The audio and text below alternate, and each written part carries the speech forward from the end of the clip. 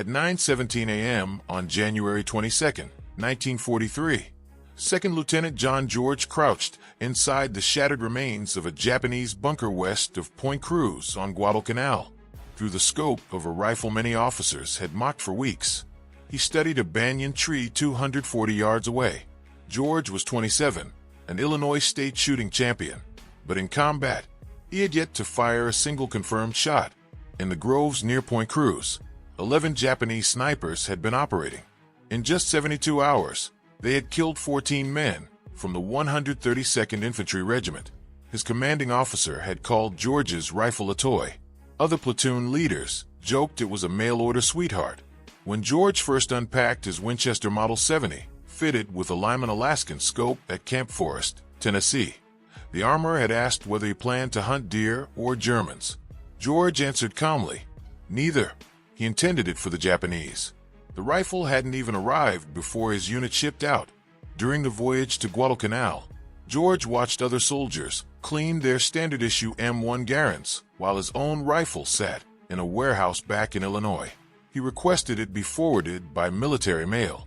6 weeks later, in late December 1942, a supply sergeant handed him a crate marked fragile. Inside was the rifle he had saved 2 years of National Guard pay to buy. The Winchester weighed 9 pounds. The scope added nearly another pound. The Garand issued to most of the battalion weighed more and fired 8 semi-automatic rounds. George's rifle was bolt action, 5 rounds only, but it offered magnification and precision. Captain Morris ordered him to leave the sporting rifle in his tent and carry a real weapon. George carried it anyway. The 132nd Infantry had relieved exhausted Marines who had been fighting on Guadalcanal since August. Henderson Field was secured, but Mount Austin and the coastal groves west of the Matanacaw River remained contested. Mount Austin, 1,514 feet high, was heavily fortified. After 16 brutal days of fighting, the western slope was finally taken on January 2nd. By then, George had still not fired his rifle in combat. Point Cruz was different. No obvious bunkers, no clear front lines, just dense jungle and Japanese soldiers who had withdrawn into the massive banyan trees, some towering 90 feet high with trunks 8 feet thick. From those heights, snipers could watch unseen all day.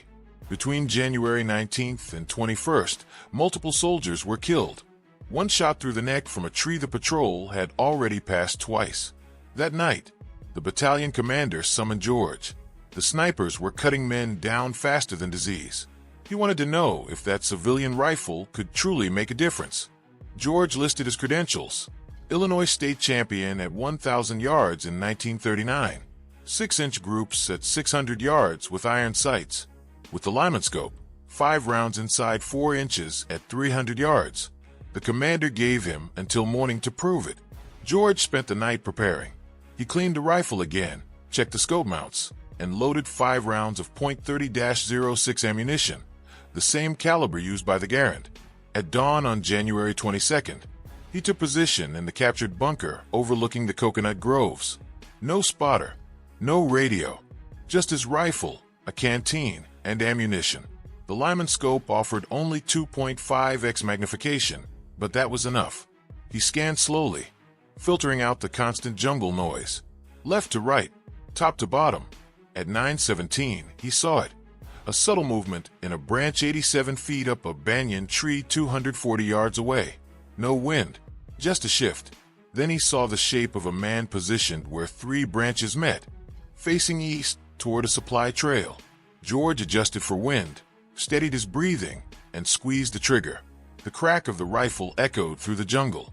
The sniper jerked and fell, tumbling 90 feet to the ground. George cycled the bolt and kept watching. Japanese snipers worked in pairs. At 9:43, he found the second man 60 yards north in another tree, descending after hearing the shot. George led the movement and fired. The second sniper fell backward through the branches.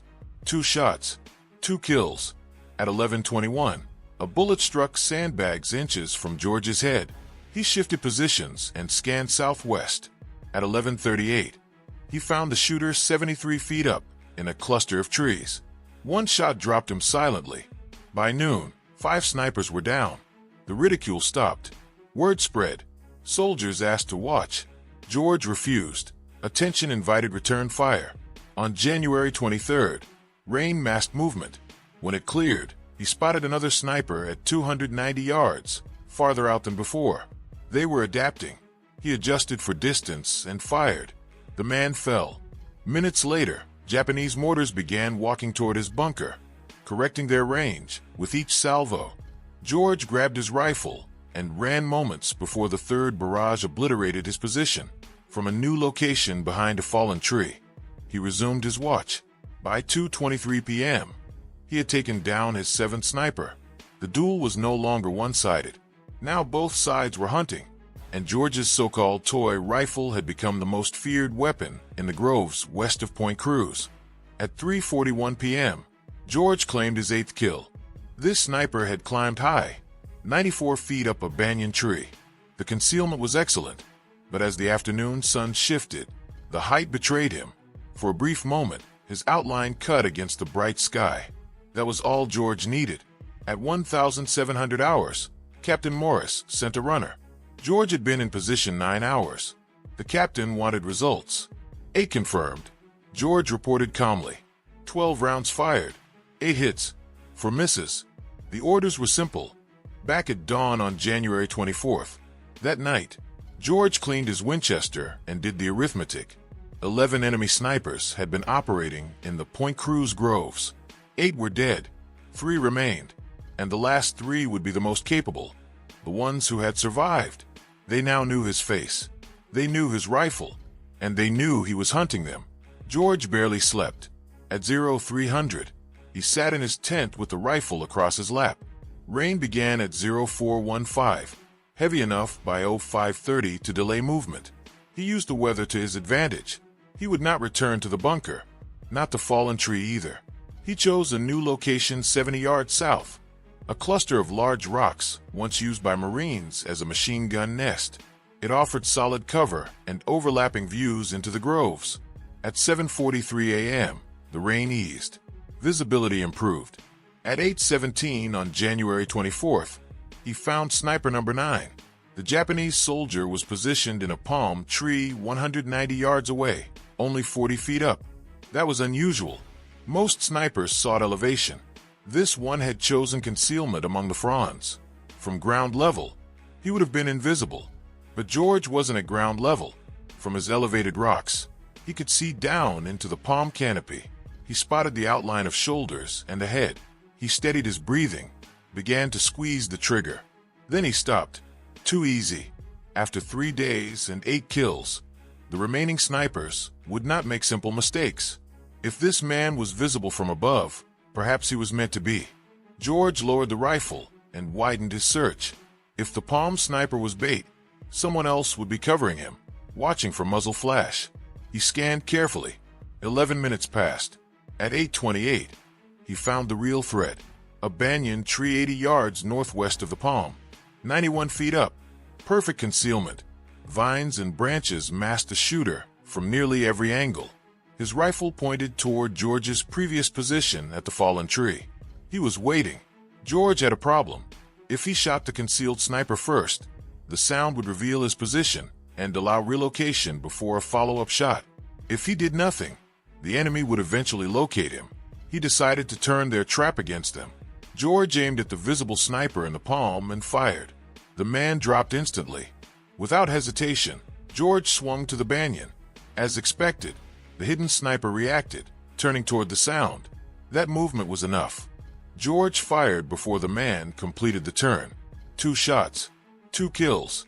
Then he moved. Within seconds, Japanese machine gun fire tore into the rocks he had occupied. He had relocated only moments before. By 8:34, the position was shredded. George shifted again, 100 yards east, into a shell crater half filled with rainwater. He slid in until water reached his chest and resumed scanning. 10 confirmed. 1 remaining. At 9:47, George realized something important. The final sniper wasn't in the trees. He was on the ground.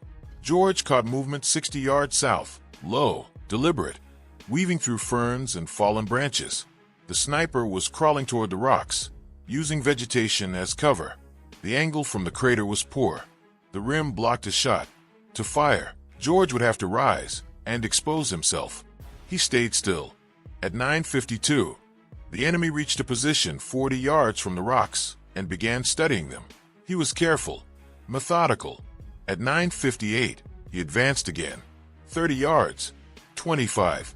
He was tracing George's escape route from the machine gun attack, moving east, hunting him.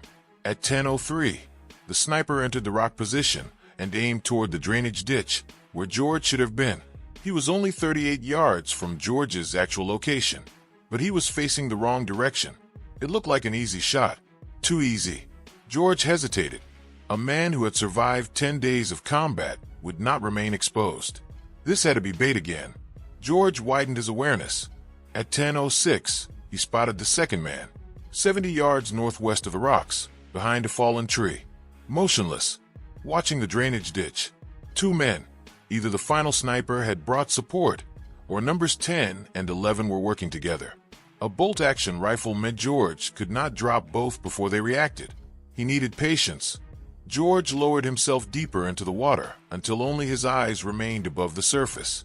The rifle stayed angled upward to keep the barrel dry. He waited. At 10:13, the sniper in the rock stood. After 10 minutes of seeing nothing, he signaled his partner. Both men began moving east in a slow sweep, 70 yards apart. They passed George's crater. Now their backs were exposed. George rose from the water. Silently, he shouldered the Winchester. Water streamed from his sleeves and barrel. 42 yards to the nearer man. He fired. The soldier collapsed. George cycled the bolt in one smooth motion and swung to the second. The Japanese rifle was coming up. George fired first. The second man fell. Across 3 days, George had fired 11 decisive shots. 11 Japanese snipers were dead. The rifle, once mocked as a mail-order toy, had ended the sniper threat in the Point Cruz groves and proven that precision, patience, and discipline could outweigh numbers in the jungle war on Guadalcanal. George had cleared the Point Cruz groves of the snipers, who had killed 14 Americans in 72 hours. But as he climbed from the crater to retrieve his spent cartridges, a sound stopped him cold. Voices.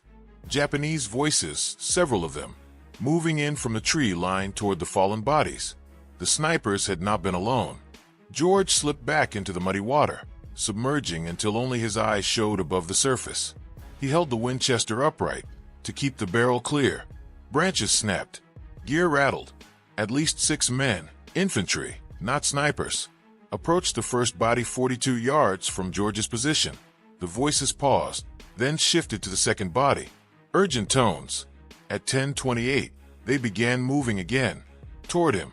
They had found his tracks, boot prints in the mud from the rocks to the crater. He had concealed sound and movement. He had not erased his trail. 5 rounds in the rifle. At least 6 enemy soldiers. Bad odds for a bolt action. The voices closed in. 30 yards, 25-20. At 10:31, a Japanese soldier appeared at the crater rim and looked straight down. Their eyes met. George fired from the water. The man fell backward. George worked the bolt while still submerged and rose as 2 more soldiers appeared. He fired twice more. Both dropped. 3 rounds left. Shouting erupted. More men converged. George climbed out the north side of the crater and sprinted 20 yards to a fallen tree. Rifle fire cracked through the jungle. Bullets tore into the crater and shattered bark around him. They were firing at movement, not confirmed targets. Through his scope, he saw 2 soldiers advancing toward the crater. 50 yards out, he dropped the lead man. The second dove for cover. 2 rounds left. More voices flanked from the south and east. He couldn't win a prolonged fight against multiple rifles with a bolt action. George broke contact. He ran north through vines and brush, rounds snapping past him. After 90 seconds, he dove into another shell crater, this one dry, and pressed against the wall, listening. No pursuit. They were regrouping around their dead. Mud coated the rifle. Water dripped from the barrel. 2 rounds remained, and his spare clips were back near the first crater. At 11:13, he reached American lines and reported to Captain Morris. 11 sniper kills over 4 days. 12 rounds fired at snipers. 11 hits. Then 3 infantry killed in the firefight. Morris told him to clean the rifle and stand down. The battalion was moving east. Intelligence suggested the Japanese were evacuating Guadalcanal and would withdraw within weeks. At 1,400 hours, George was summoned again, this time to meet Colonel Ferry, the regimental commander. One question: could he teach others to do what he had done? Division had 14 Springfield rifles fitted with unertl scopes, left behind by departing Marines, and 40 men who had qualified as expert marksmen. George agreed, with one condition: he kept his Winchester. Approved. Training began January 27th, near Henderson Field. The 40 men could shoot on paper, but none had hunted a thinking enemy from concealment. George drilled fundamentals: breathing, trigger control, wind reading, fieldcraft. The scoped Springfields were heavy but stable. He taught them to use rocks, logs, anything for support. The jungle offered no perfect firing lines. After 3 days, 32 men could consistently hit man-sized targets at 300 yards under field conditions. He formed 16 two-man teams, shooter and spotter. After each engagement, roles could switch, no single point of failure. On February 1st, for teams deployed west of the Matanacaw River to eliminate remaining Japanese stragglers. At 7:20 a.m., George and Corporal Hayes engaged the first target along a supply trail. 1 shot, 1 kill. Over 6 hours, their team accounted for 6 more confirmed kills. 1 missed due to wind. The other teams reported similar success. 23 enemy soldiers eliminated that day. No American casualties. Through early February, the sniper section continued operations. By February 9th, they had 74 confirmed kills, conservatively counted only when bodies were observed. Meanwhile, Japanese destroyers evacuated troops by night from Cape Esperance. Rear guards fought delaying actions. George's section targeted those covering the withdrawal. On February 7th, near the Tenere River, George was hit. A Japanese rifleman's bullet struck his left shoulder, spinning him to the ground. Hayes dragged him to cover and called a corpsman. The round had passed through muscle, missing bone and major vessels. Serious, but survivable. George was evacuated to a field hospital near Henderson Field. Surgeons cleaned and stitched the wound. No combat duty for at least 3 weeks. He spent 2 weeks recovering, watching as the island campaign neared its end. The civilian rifle, once mocked as a mail-order toy, had not only ended a sniper threat, it had launched a sniper program that reshaped operations during the final days of the Guadalcanal campaign. During that time, the Japanese completed their evacuation of Guadalcanal. By February 9th, American forces reached Cape Esperance and found it empty. The campaign was over. Georgia's sniper section had operated for 12 days. 74 confirmed kills, 0 friendly casualties. The battalion received official recognition from division headquarters, and Colonel Ferry recommended George for a Bronze Star. But George's war was far from over. While recovering at the field hospital, orders arrived from Pacific Command. The Army needed experienced combat officers for a new mission in Burma. Classified, dangerous. George volunteered immediately. By March, he was aboard a transport heading west across the Pacific. His Winchester Model 70 traveled in a waterproof case, the Lyman Alaskan scope wrapped in oilcloth. Details were scarce. He only knew the mission involved jungle warfare, long-range patrols, and operations behind Japanese lines. The kind of mission where a skilled rifleman could make a difference. The transport reached India on April 3rd. George and 200 other officers were briefed. They would join a new 3,000-man unit later known as Merrill's Marauders, officially designated the 537th Composite Unit on May 28, 1943. The men had already begun training in long-range penetration, jungle survival, and operating without supply lines. The unit was modeled on British Chindits, small, mobile forces capable of extended operations behind enemy lines. George was assigned to the 2nd Battalion. Officially, he was a rifle platoon leader, but his reputation from Guadalcanal followed him. Battalion command knew what he could do with a rifle. Training took place in central India. The terrain differed from Guadalcanal, but the principles remained: heat, humidity, dense vegetation, and limited visibility. The Burma jungle promised steeper terrain, heavier rainfall, and an enemy who knew it better than any American force. George modified his equipment.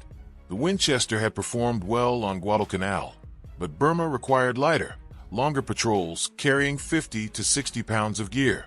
He replaced the Lyman Alaskan with a Weaver 330, saving 8 ounces, and swapped the wooden stock for a lighter synthetic one. The rifle now weighed 8 pounds 14 ounces, down from 9 pounds 12 ounces. A small saving that would matter over miles of jungle. The Marauders entered Burma in February 1944. Their objective: capture the Myitkyina airfield, critical to Allied supply routes into China. Japanese forces numbered around 4,000, defending territory considered impassable for large armies. Mountains, rivers, dense jungle, no roads, limited trails. Supplies were carried by man or pack mules. No motorized transport, no artillery, just speed, stealth, and infantry rifles.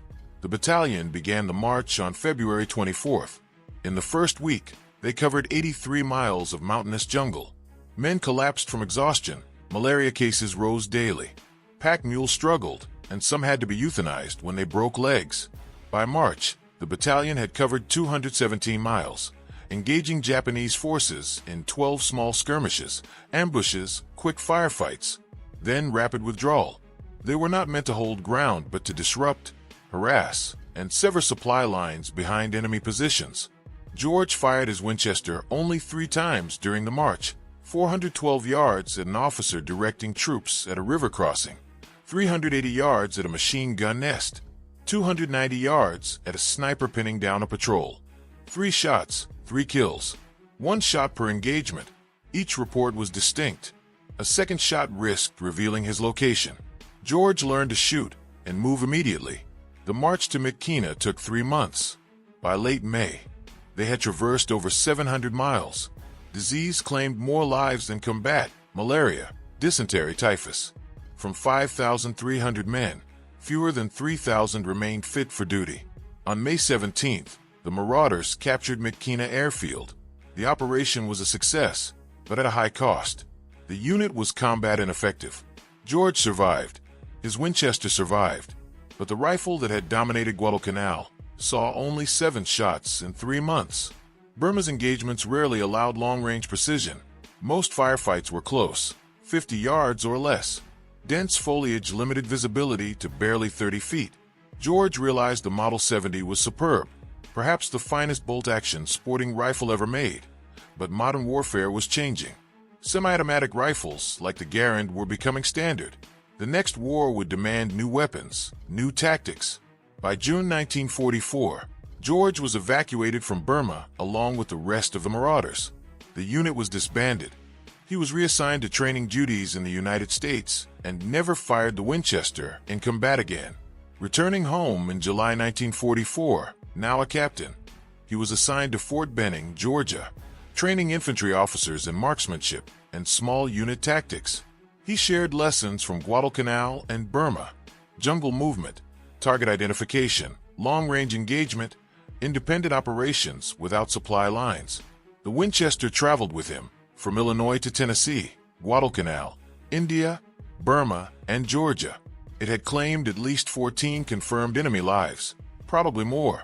George eventually stopped counting. The rifle rested in his footlocker at Fort Benning. The war was evolving. American forces advancing through Europe and the Pacific. Mass production standardizing soldiers and equipment. Individual marksmanship was fading. George understood its necessity, but he mourned the loss of craft, skill, and the idea that one man with the right training and rifle could shift the tide of battle. George was discharged in January 1947, a lieutenant colonel with 2 Bronze Stars, a Purple Heart, and the Combat Infantry Badge. He returned to Illinois, enrolled at Princeton on the GI Bill, graduating with highest honors in 1950. He then spent 4 years at Oxford and another 4 in British East Africa, studying regional politics.